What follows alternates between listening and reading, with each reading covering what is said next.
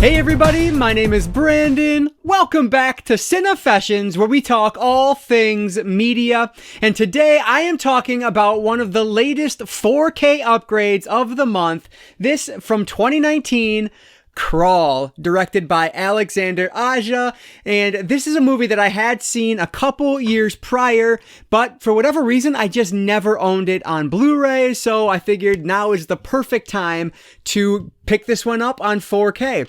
So we today are going to talk about this one, see if this might be worth an upgrade for you if you already have it on Blu-ray, and just give my thoughts on this film and this release in total. So excited to talk about this one. Before we get into it though, if you have a second, please hit that like button down below. That engagement really does help me out. But with that said, let's not waste any more time at all. Let's dive right in to my thoughts on the Crawl 4K disc. So as usual, I will start with the movie itself, and I'll mention that there probably won't be a lot of screenshots in this one, so I'll try to keep this a little bit shorter because this does not come with the Blu-ray, and like I said, I don't have the Blu-ray. This release does come only with the 4K disc and the digital code, so something to keep in mind if you are someone who needs the Blu-ray disc still. But anyway, Crawl, we are following really it's a two-person film. We are following a daughter and her dad.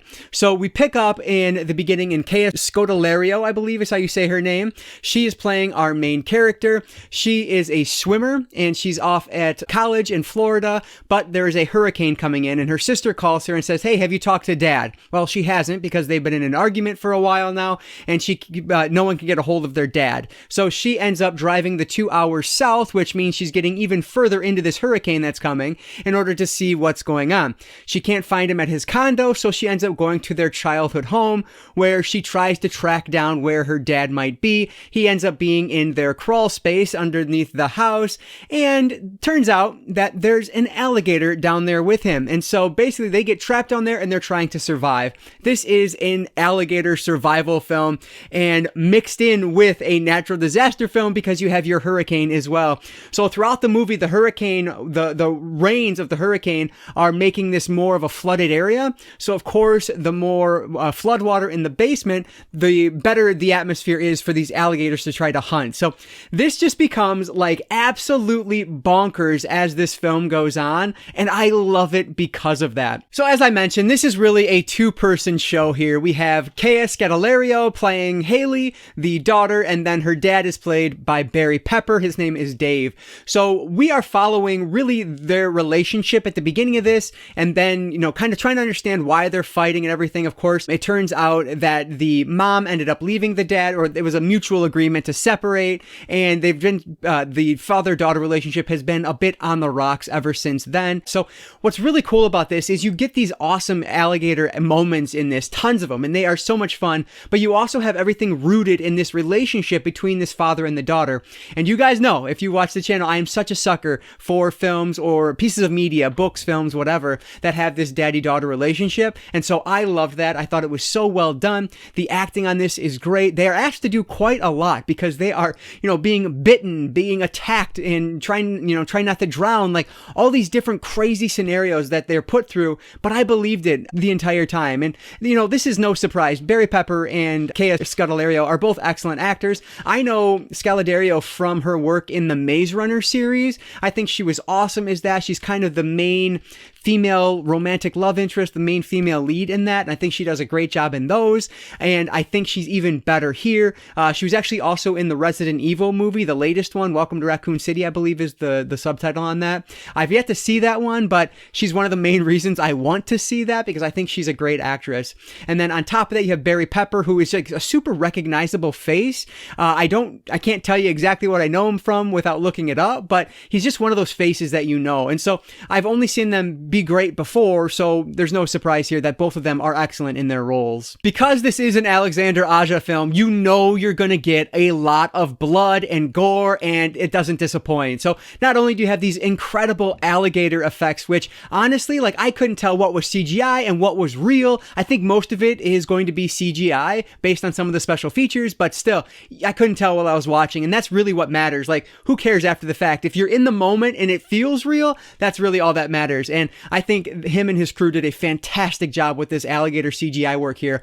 But on top of all of that, you just have these incredible gore effects, and they're so much fun to watch. Some of the events that happen in this are so out there and outrageous, but it still works really well for me because it's so much fun, and that over-the-top vibe is kind of there from the beginning, but still rooted in that sense of realism that I think you need in order for something like this to work. So I love that about it. There are so many alligator attacks and deaths and just like bite sequences. Like there's a point where a person has their hand in an alligator and they're shooting it with a gun. Like it is so over the top and nuts, but it is a blast to watch. And that's why even on the second viewing, I was still super tense because I didn't remember everything that was going to happen. It's been about 2 years since I watched it previously, a little bit more than that. So I didn't remember everything that was going down. And there are some jump scares in here that I think work quite well.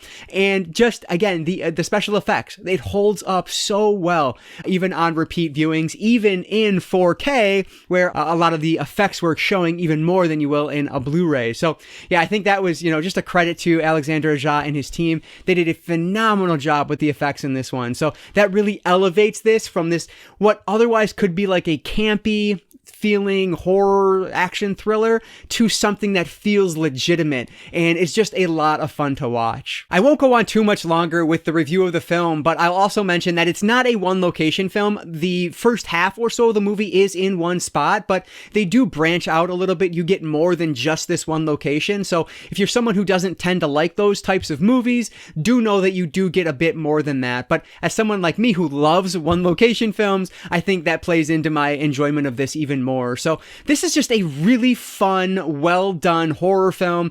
If you like Alexandre Aja's other work, The Hills Have Eyes remake, for example, which that one is like 10 times more brutal than this one, but in a much different way.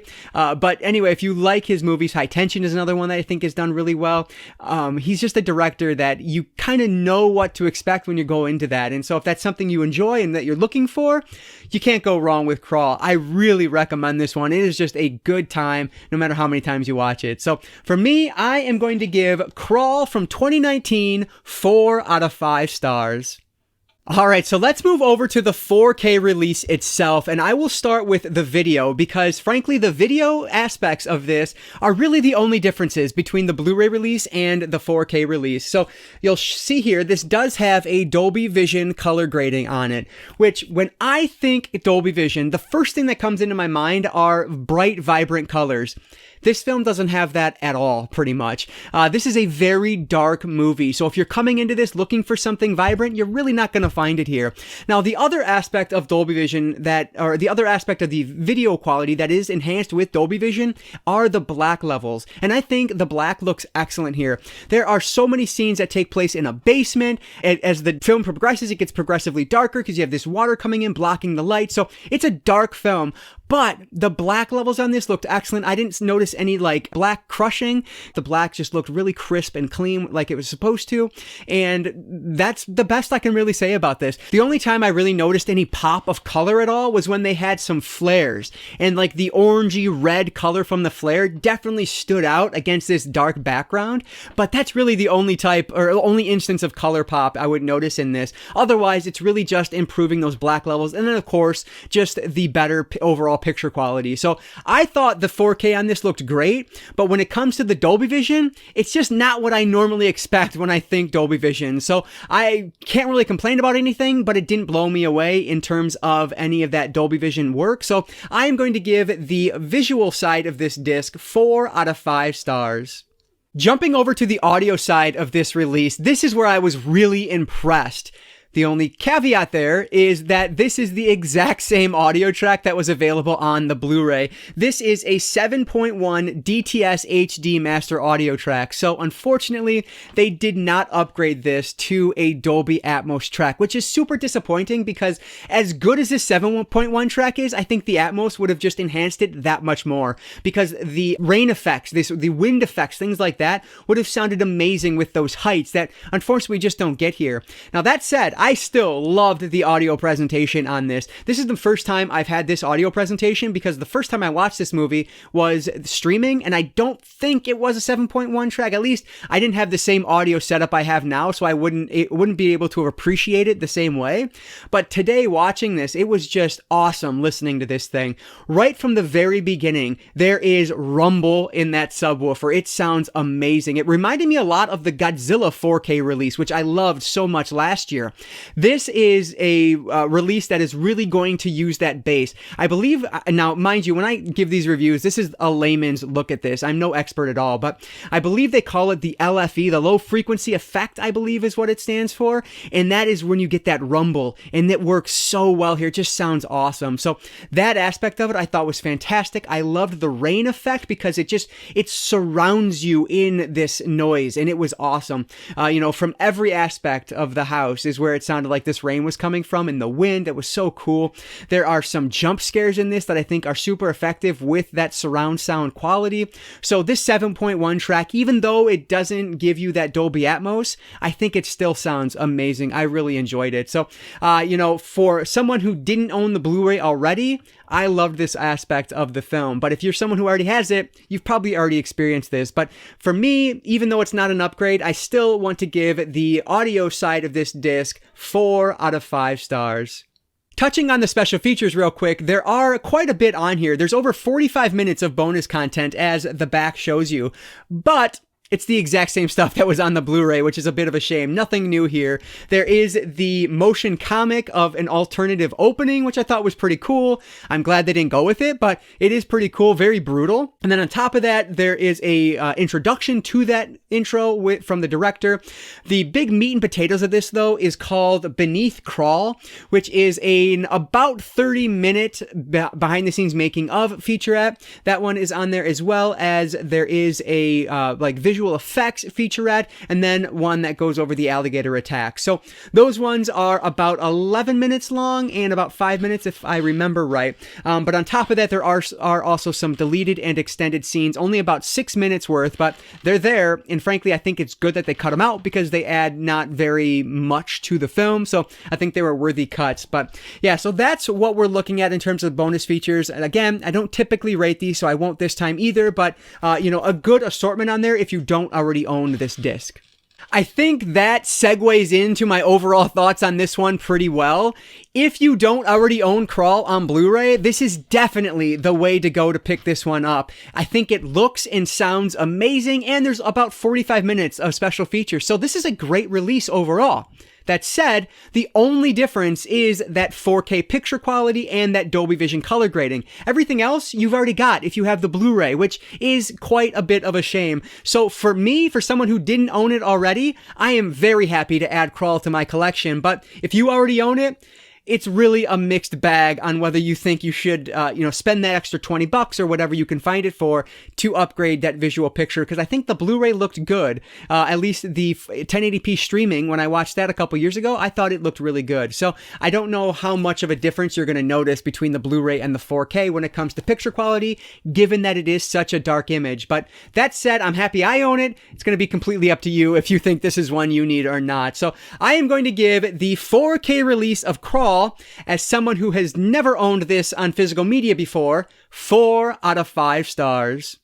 All right, so those are my thoughts on this 4K release. I don't know if it's worth an upgrade, but if you don't own it, it looks fantastic. So definitely recommend this one, and the movie is just awesome. So highly recommend picking this one up if you don't already own it. But I want to hear from you guys down in the comments below. Do you have this one? Is it one that you might consider picking up now after listening to my review, or are you passing on it because you may already own it or you just don't love the movie? Let me know what you think about this 4K release and anything else down in the comments below. I always appreciate all that support down there, so thanks so much for that.